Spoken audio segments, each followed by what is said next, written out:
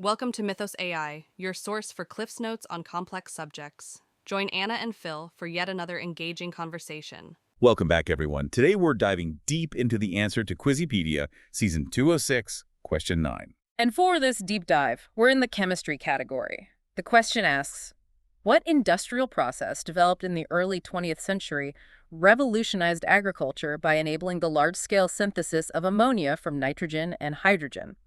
This process, named after its German inventors, significantly increased food production by making fertilizers widely available. The answer, as many of you likely guessed, is the Haber-Bosch process. Right, a process so fundamental to modern agriculture that it's almost impossible to overstate its impact. Absolutely. I think it's important to start by really driving home why this process is such a big deal. Well, to put it simply, the Haber-Bosch process is the primary reason we can feed the world's population today. Before its discovery, usable nitrogen, crucial for plant growth, was a limiting factor in agriculture. And while we know that plants need nitrogen, most people probably don't think about the fact that the air we breathe is mostly nitrogen, but plants can't use it in that form. Precisely.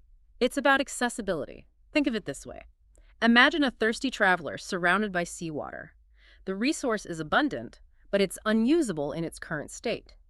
Plants face a similar dilemma with atmospheric nitrogen.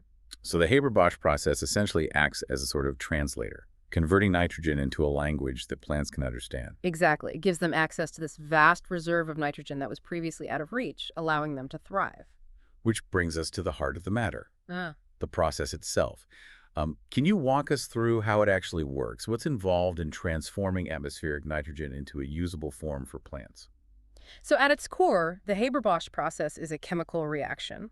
We take nitrogen from the air and combine it with hydrogen, typically derived from natural gas under very specific conditions. Specific meaning we're not talking about mixing these gases in a beaker, right? Not quite. We're talking about incredibly high temperatures and pressures, which is where the real ingenuity of the process lies. It requires a carefully orchestrated dance of chemistry and engineering. It seems counterintuitive, these extreme conditions, and yet they're essential for producing something as fundamental as fertilizer. Exactly. And that's what makes the Haber-Bosch process so remarkable. It takes these basic ingredients, subjects them to incredible forces, and through a bit of chemical magic, produces something essential for life as we know it. But to fully appreciate that magic, we need to step back in time to the early 20th century when the world was on the brink of a different kind of crisis. A crisis driven by a rapidly growing population and a very real fear of widespread famine. The demand for food was outpacing the supply, and traditional methods of agriculture simply couldn't keep up. And this is where Fritz Haber enters the scene, a brilliant, albeit somewhat controversial, chemist who dedicated himself to finding a solution to this looming crisis. And his breakthrough came in 1909 with the successful synthesis of ammonia from nitrogen and hydrogen, right? Exactly. But it's important to remember that this was more than just a scientific discovery. It was a paradigm shift. Haber didn't simply stumble upon this reaction. He meticulously manipulated the very building blocks of chemistry to achieve his goal. He had to figure out how to make this reaction, which is naturally very slow, happen much faster and more efficiently. And that involved finding a catalyst, something that could speed up the reaction without being consumed in the process, right? Precisely. And not just any catalyst. Haber needed something that could withstand the extreme temperatures and pressures required for this process to work on an industrial scale.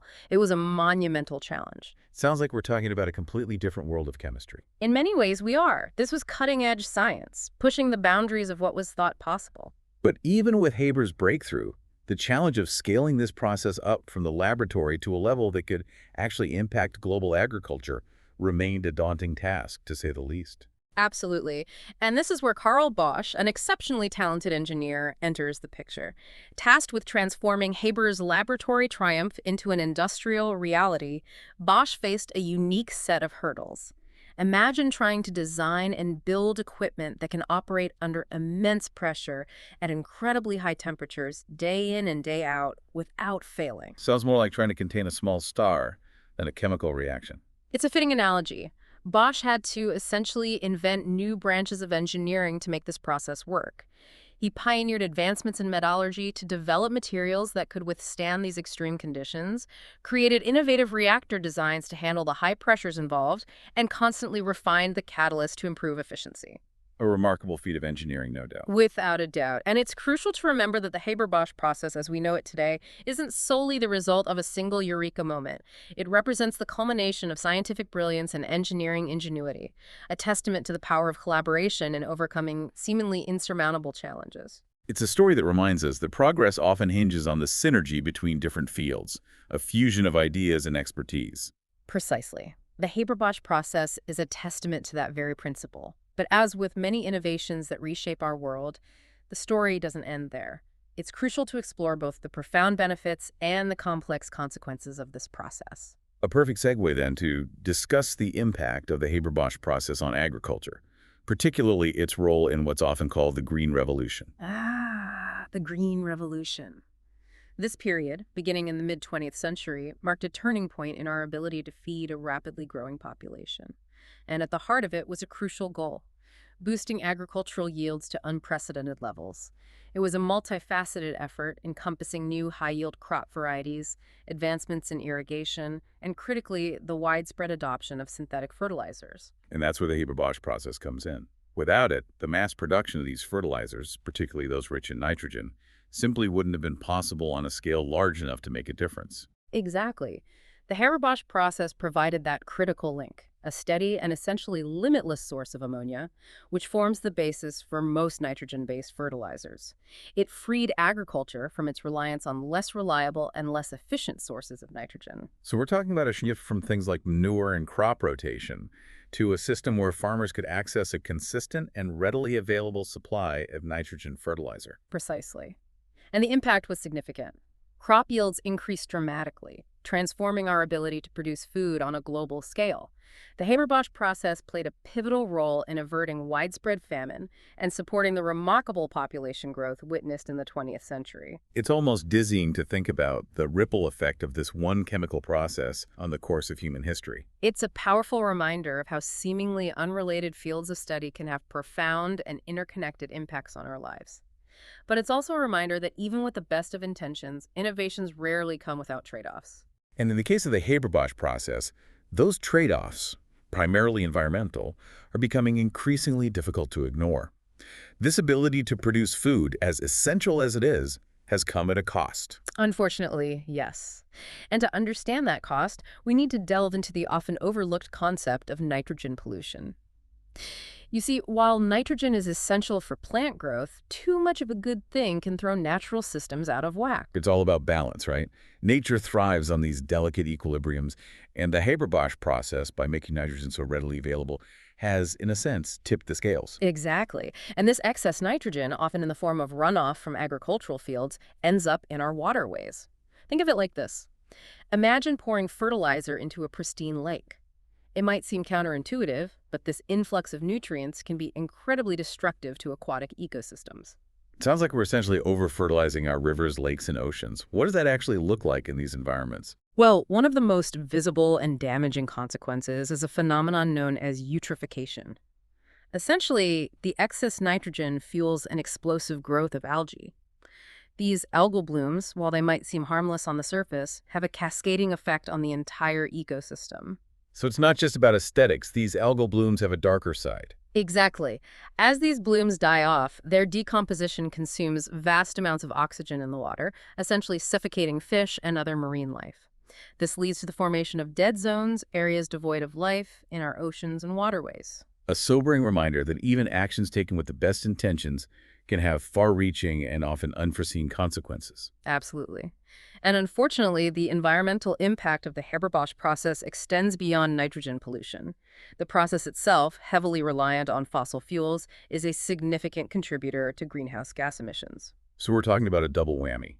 Not only does excess nitrogen disrupt ecosystems, but the production of this fertilizer contributes to climate change, which further exacerbates the challenges we face in maintaining a healthy planet. It's a complex and interconnected web of challenges.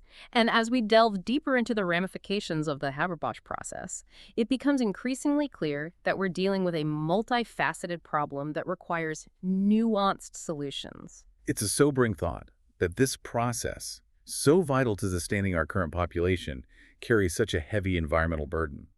So where do we go from here? Are there ways to mitigate the negative impacts without compromising our ability to feed the world?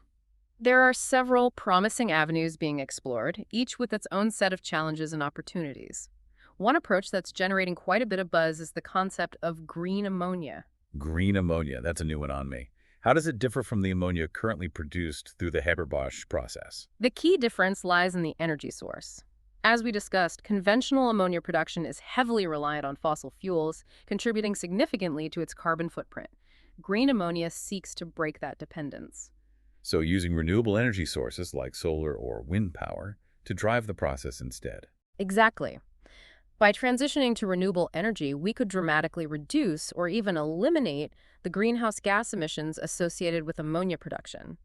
It's a compelling idea, but scaling up green ammonia to meet global demand is a significant hurdle. We're talking about a massive shift in infrastructure and investment. It's a monumental undertaking, no doubt. But what about alternatives to synthetic fertilizers? Are there ways to work with rather than against nature's own systems for nitrogen fixation? That's another exciting area of exploration, biological nitrogen fixation, a process that occurs naturally in certain plants and microorganisms, has been happening for millennia. Essentially harnessing the power of these natural processes to improve nitrogen availability in the soil, reducing our reliance on synthetic inputs. Precisely. And there's a lot of potential here, but it's not a simple fix. We need to deepen our understanding of the complex interplay between soil microbes, plant roots, and environmental conditions to really leverage these natural systems effectively. It sounds like a long-term solution that requires a deep understanding of ecological principles and a more holistic approach to agriculture. But in the meantime, what about optimizing the way we use conventional fertilizers? Are there ways to minimize waste and reduce the negative environmental impacts? One promising approach gaining traction is precision agriculture.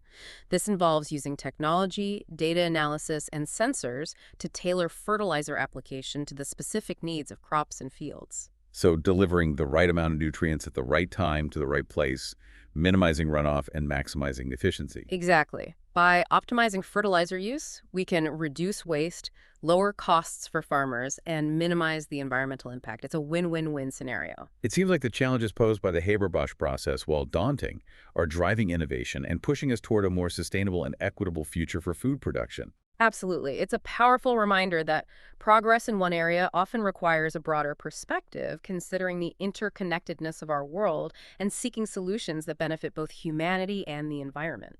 The Haber-Bosch process has been a game changer, but it's clear that we need to continue to innovate and adapt to ensure that we can continue to feed a growing population without jeopardizing the health of our planet.